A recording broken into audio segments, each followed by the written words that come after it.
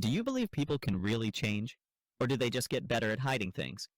Easter dinner was always supposed to be predictable, a mixture of ham and mashed potatoes, pastel-colored eggs that no one really wanted to eat, and my brother Ryan holding court at the head of the conversation like he was the second coming of Steve Jobs, even though his startup had been limping along for years. He leaned back in his chair with the same smug grin he had worn since high school, and with a glance around the table he said, "Not everyone can handle a real career in tech," his tone sharp enough that everyone knew the remark was aimed directly at me. For a split second, I considered staying quiet, because that was the role I had always been assigned in this family, the quiet sister who smiled politely while Ryan filled every silence with his own voice. But before I could swallow my pride, my grandmother, who had been mostly silent all evening, set down her fork and asked in the calmest voice possible, "Is that why your sister's company just bought yours?" The clatter of silverware stopped instantly, and you could honestly hear a pin drop as Ryan's face lost its color.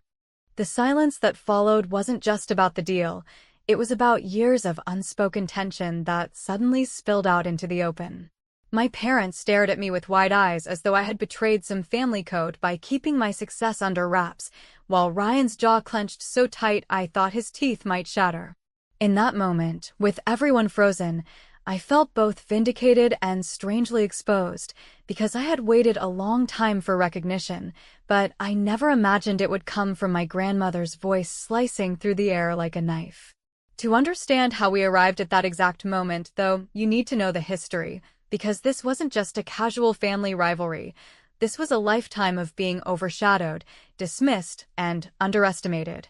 All leading up to that one dinner where the balance finally shifted. Growing up, Ryan was the golden child, the one who got the newest computer first, the one whose science fair projects were displayed like trophies, the one who never had to do the dishes because he was busy building the future. Meanwhile, I was the girl told to help in the kitchen, the one expected to be supportive and invisible. When I showed interest in coding, he laughed and said, "It's cute you want to play around, but it's not really your thing." Our parents never corrected him. In fact, they often nodded along, convinced his arrogance was confidence and my quiet persistence was a lack of ambition. Every family holiday was just another stage for Ryan to brag about his internships, his high GPA, or the latest company he was sure would hire him before he even graduated.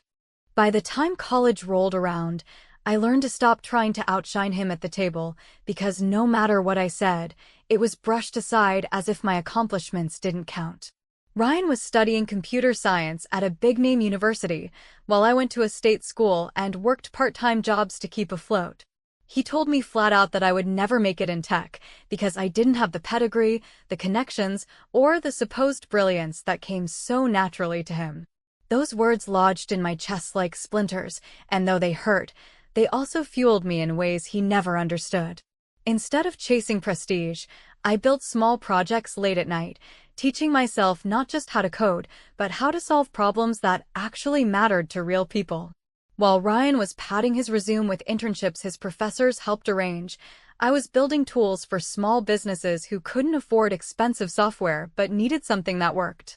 It wasn't glamorous, and no one in my family cared to ask about it. They would politely nod when I mentioned what I was working on, and then immediately turn back to Ryan to hear about the startup competition he was entering. At Christmas dinners, he would arrive with stories of pitching to investors and how he was just months away from a huge breakthrough. Our parents looked at him as if he were carrying the entire family name on his shoulders, while I was treated like the practical one, the backup plan, the sibling who would settle for a modest job and a modest life. What they didn't know was that the small projects I kept pouring myself into were quietly stacking up into something bigger, and by the time Ryan's stories started to lose their shine, my work was beginning to speak for itself.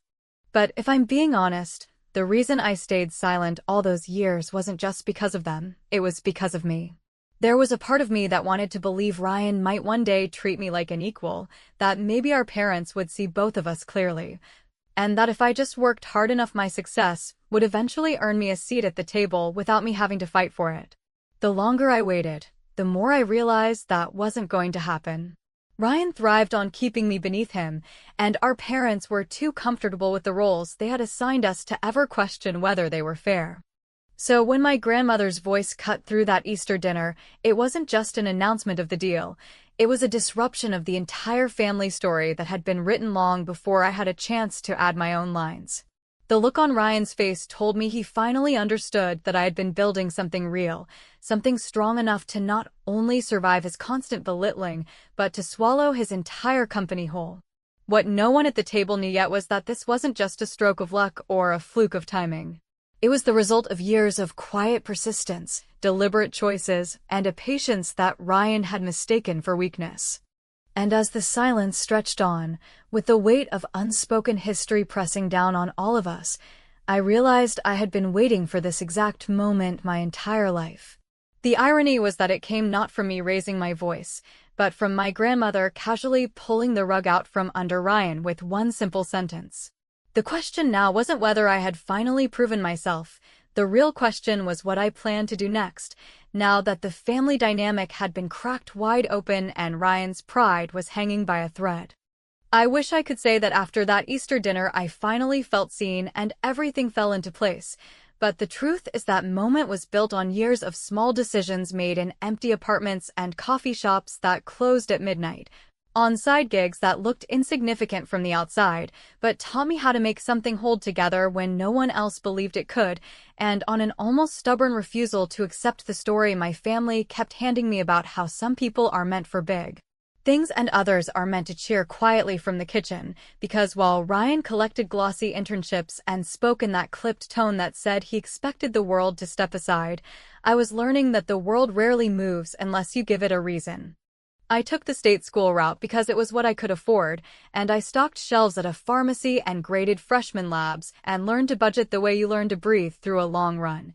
And in those long nights when I wanted to quit, I built little tools that solved one specific problem for one specific person, and then I watched as that one person told 3 others. And the code that started as a patch to keep a florist from missing orders became a tiny backbone for 4 shops that shared a delivery route. And by the time Ryan finished his victory lap about another hackathon award,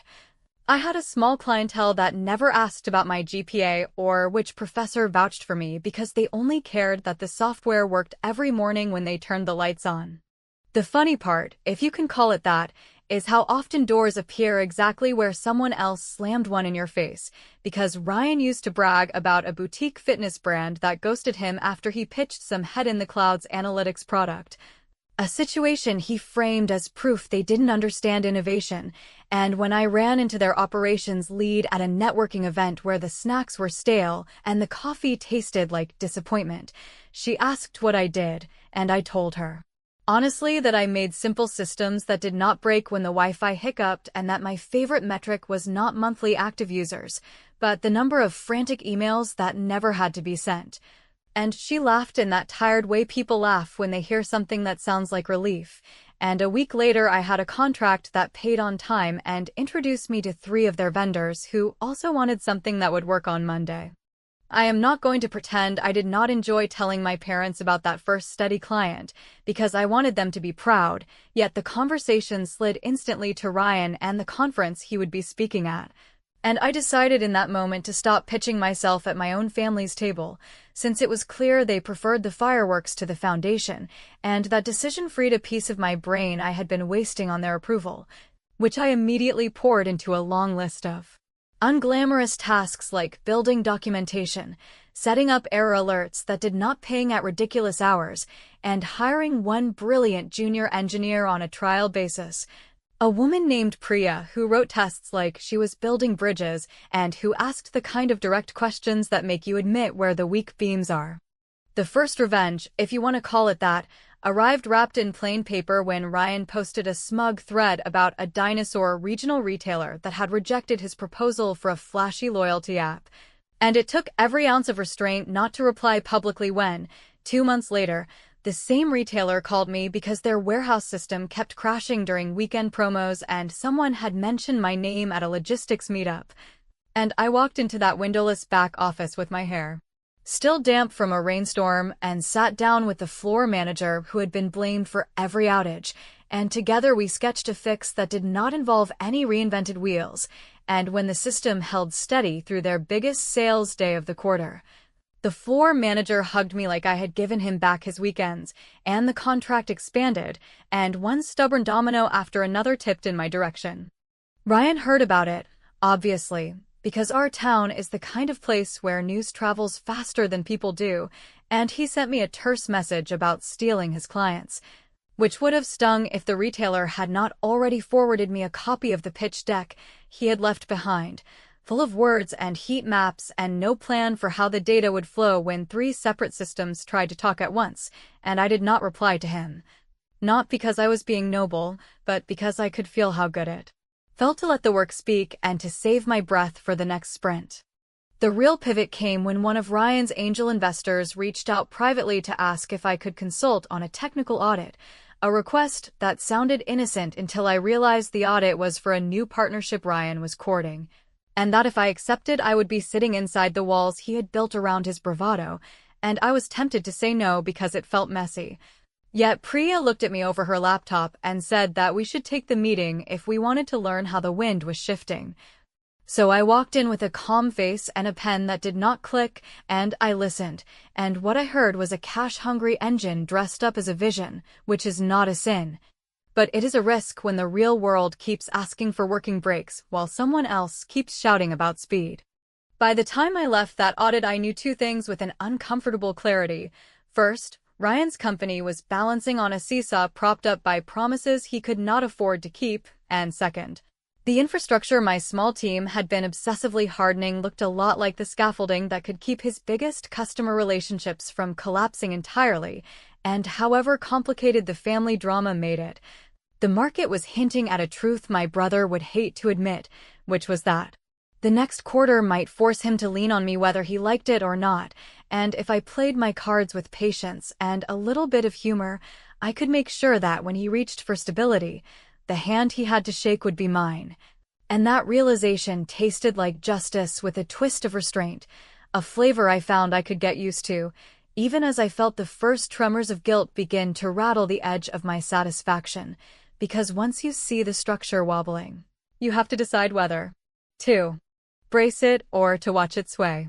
When Ryan announced the launch of his startup, he did it the way he did everything in life, with a level of volume and confidence that made everyone in the room feel like they were witnessing history, even if what he was saying barely held water. He had an entire slide deck filled with buzzwords, promises of disruption, and colorful charts that showed exponential growth curves, though none of us ever heard exactly what product he was actually building. At Thanksgiving that year, our parents hung on every word as though they were shareholders waiting for a payout, while I sat at the opposite end of the table listening to the way he managed to turn the absence of revenue into a narrative about investing in the future.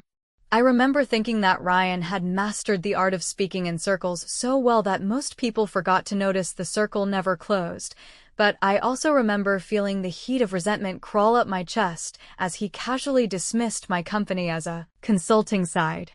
hustle, the kind of thing you keep running until you get a real job.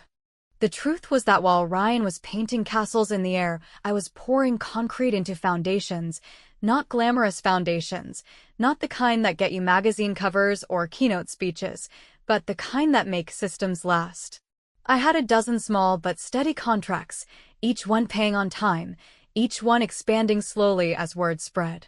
I hired 2 more engineers after Priya, both people who had been overlooked in larger companies because they didn't fit some ridiculous stereotype of what a tech genius should look like.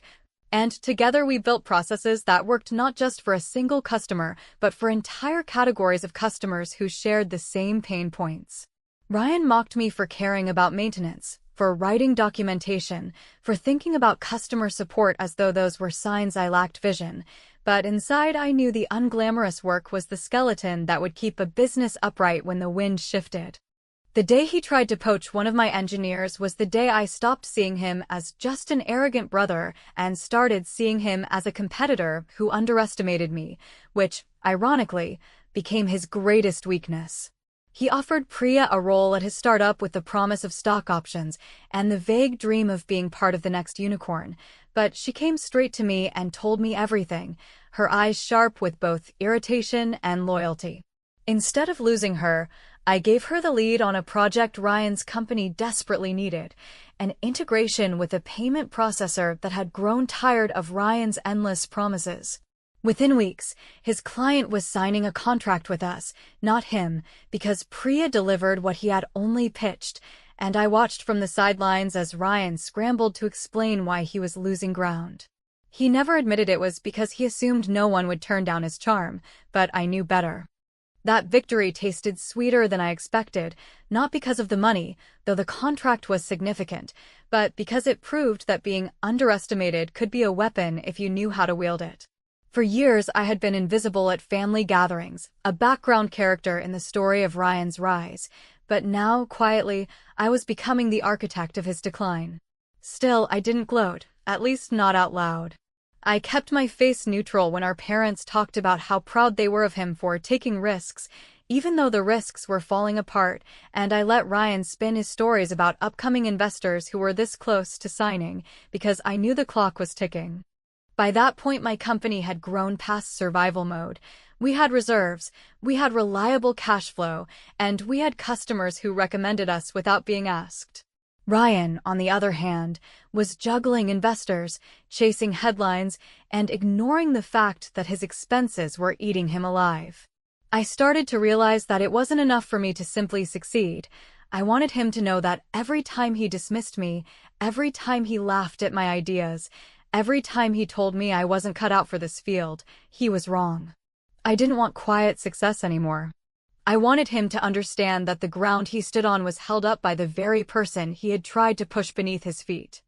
One night, while reviewing a set of contracts, I caught myself thinking about the younger version of me who had once hoped Ryan would respect her if she just proved herself enough. That version of me was gone, replaced by someone who no longer sought his approval but his recognition of defeat. I wanted him to look me in the eye and know he had lost not to luck or timing but to me, his sister, the one he never took seriously. And the realization both thrilled and unsettled me, because I knew that wanting revenge meant I was no longer just building a company, I was orchestrating a downfall, one carefully timed move at a time.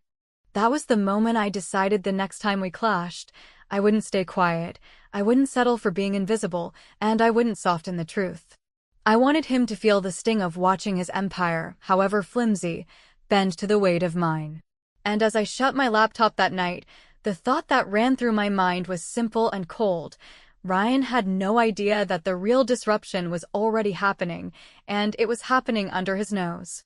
The months leading up to the acquisition felt like walking through a storm with the calmest face possible, because while Ryan was still projecting his usual bravado to anyone who would listen, those of us paying attention could see the cracks forming across every part of his business. His investors had started calling me quietly, first out of curiosity and then out of concern, asking questions that revealed just how fragile his foundation really was. They didn't care about his glossy decks anymore. They cared about payroll that barely cleared, clients who were leaving quietly through the back door, and debt that was stacking higher each month. I would sit in those conversations nodding politely, answering only what was necessary, but inside I was replaying every family dinner where Ryan had mocked me for playing it safe, for building slowly, for refusing to chase hype. The irony that those same habits were now keeping my company stable while his was crumbling was not lost on me, and though I should have felt only relief, there was a darker satisfaction growing that I could not ignore. By then my own company had grown beyond what I once dared to imagine. We had a team that understood discipline, that valued clear processes, that could deliver on time without burning out, and our clients trusted us enough to recommend us to others without hesitation. We weren't flashy, but we were reliable, and in business that often wins in the long run. Watching Ryan's frantic pace only confirmed what I had always suspected, that momentum built on ego alone cannot outlast gravity. He kept hiring and firing, chasing bigger deals than he could handle, and promising features that never materialized, and every one of those moves tightened the rope he was slowly hanging himself with. I didn't need to sabotage him. He was doing it on his own, but I did need to be ready when the rope finally snapped. The truth is that when the opportunity for acquisition first came up, I hesitated. It wasn't because I didn't want to expand, I did, and the numbers made sense, but because I knew what it would mean personally. Buying Ryan's company wasn't just a transaction, it was a statement, one that would ripple through our family in ways I couldn't fully predict. I imagined my parents' faces when they found out, torn between pride and disappointment, forced to reconcile the version of me they had ignored for years with the reality staring them down. I imagined Ryan's face too, and though part of me wanted that image more than anything, another part worried about what it would do to him, about whether the humiliation would break more than just his pride. That conflict sat heavy in my chest, but every time I thought about letting the deal pass, I remembered all the times he had laughed at me, dismissed me, or claimed I would never measure up. In the end, I decided the deal wasn't just business, it was justice written in contracts and signatures. I also won't pretend I didn't time things deliberately, because once the negotiations started moving forward, I could have pushed to close earlier, but I chose to wait. Easter was coming, and I knew my family would be together around the table, the perfect stage for Ryan to perform the same act he had been performing for decades. I wanted him to walk in expecting to be the center of attention and walk out with the ground shifted beneath his feet. There was a certain cruelty in that choice, and I recognized it even as I made it, but there was also a sharp, undeniable symmetry that I couldn't resist. After years of being silenced in those very rooms, I wanted the truth to surface there, where the lies had always been rehearsed. In those final weeks, Ryan must have sensed something was wrong, because he called me more than once with a forced casual tone, asking if I had heard anything in the market. I kept my answers vague, telling him I was busy, that I had deadlines, that I wasn't really paying attention to gossip. He seemed reassured by my indifference, which only made the impending reveal more cutting. Behind the scenes, I signed papers, reviewed terms, and watched as the legal machinery turned quietly toward a conclusion he could not see coming. I carried myself with the same calm I always had, but inside I was practically humming with the tension of what was about to unfold. Looking back, I sometimes wonder if the satisfaction I felt was tainted by the fact that I orchestrated the timing as much as the outcome, because while the deal itself was inevitable given the numbers, the choice to let the truth drop like a stone into the middle of Easter dinner was mine alone. I could have spared him that humiliation, revealed it privately, or softened the blow, but I didn't. I wanted the silence, the pin drop moment when every assumption my family had ever held about who mattered and who didn't was shattered in a single sentence. And when my grandmother leaned forward with that deceptively gentle voice and delivered the line that cut through decades of arrogance, I realized that, even though I had never planned for her to be the one to say it, I had been waiting for that exact moment all along. What came after was less clear, because triumph, when it arrives, doesn't feel as clean as you think it will. I should have felt only pride, but beneath the rush was a thread of unease, a sense that I had crossed into territory where victory and cruelty blurred together. My revenge was clever, yes, but I couldn't shake the thought that maybe it had been too precise, too personal. And yet, as I looked at Ryan's face, pale and speechless in the glow of a truth he couldn't spin away, I knew there was no going back. The stage was set, the pieces were locked, and the fallout was only beginning. The silence after my grandmother's question stretched like a wire pulled tight across the table, and I watched Ryan try to balance on it with that old muscle memory of confidence that had carried him through so many rooms, yet this time the room did not move with him. Because my parents were frozen between pride and humiliation, my aunt stared down at the glazed carrots as if they might offer an escape hatch, and my grandmother's hands rested on the tablecloth the way a judge rests a gavel that has already fallen, while I, who had rehearsed 1,000 different ways to handle this moment, felt the script evaporate and leave only breath and choice, which in the end is all revenge ever really is. I could have let the silence stand as the punishment, and perhaps that would have been enough, yet something inside me, call it the part that learned to build things that keep working after the applause, wanted an ending that would not collapse when the first difficult Monday arrived, so I reached for water, took a slow sip that steadied my voice, and said that the acquisition was real, that the terms were fair, and that every member of Ryan's team who wanted a role would have one. Because people who do the actual work deserve stability regardless of how loudly anyone boasts over holiday ham. I saw the relief ripple through my mother first, then my father, because they understood the mercy in that sentence even if they did not want to name it, and I held their gaze until they nodded, which was the closest to an apology I was going to get that night. Ryan asked to speak privately, and we stepped into the hallway where the family photos lined the wall like a museum of curated memories that left out the arguments, the slammed doors, and the late nights when I coded with a blanket across my knees because I could not afford to turn the heat up, and he asked me how I could do this to him, as if I had planned his wasteful leases, his unpaid invoices, and his habit of promising features that existed only in pitch decks, and I felt a softness I did not expect. Not because I was tempted to forgive, but because the boy who had once declared he would build rockets had never learned that rockets require math and maintenance, not just flames. I told him the deal included a consulting contract for a defined number of months, with clear deliverables tied not to showmanship, but to handoffs, documentation, and the preservation of the customer relationships that still had life in them. And that he would be paid fairly for that work if he did it, and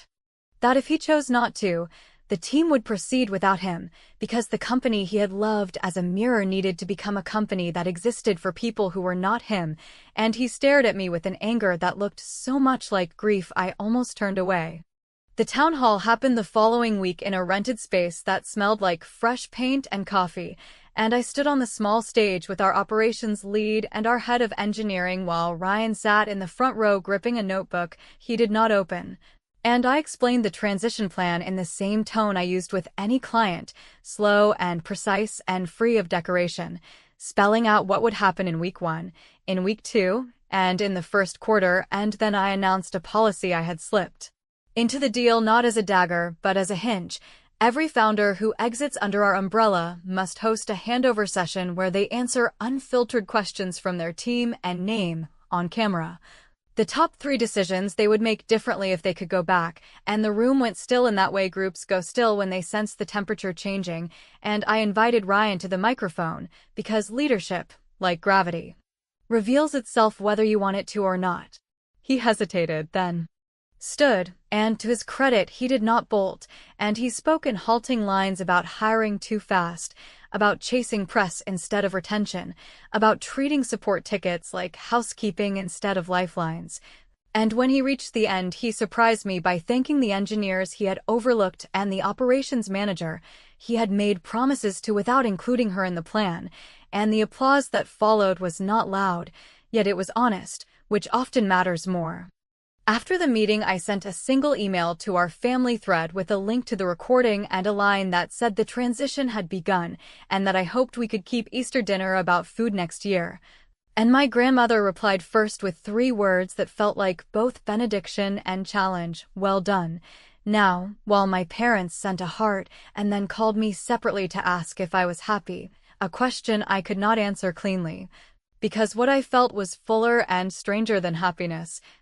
closer to the sensation of a long-held weight finally set down on a table that might or might not hold. In the weeks that followed, Ryan completed his sessions, signed off on the final runbooks, and disappeared from the office with a politeness I had never seen from him, and I asked our facilities team to mail him the framed patent sketches he had kept near his desk,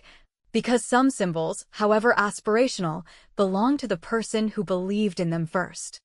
The last piece of revenge, the one I do not announce, lives in a clause that requires a founder post-mortem to be presented to the board at the end of the earn-out period, with authorship credited jointly to the exiting founder and the acquiring CEO. Because I wanted a record that would outlast the gossip, a practical artifact that says what worked and what did not without caricature, and I left the door open for Ryan to write it with me when the calendar turns, which might seem generous until you notice how the blade is sheathed inside the invitation, since co-authoring your own post-mortem forces you to either grow or to reveal that you have no interest in growth at all, and either outcome clarifies more than any holiday speech ever could. When I picture the next Easter, I see us at the same table with the same pattern plates, and I hear someone ask about work in that casual way families use to test the water, and I imagine Ryan smiling a little too broadly while I answer a little too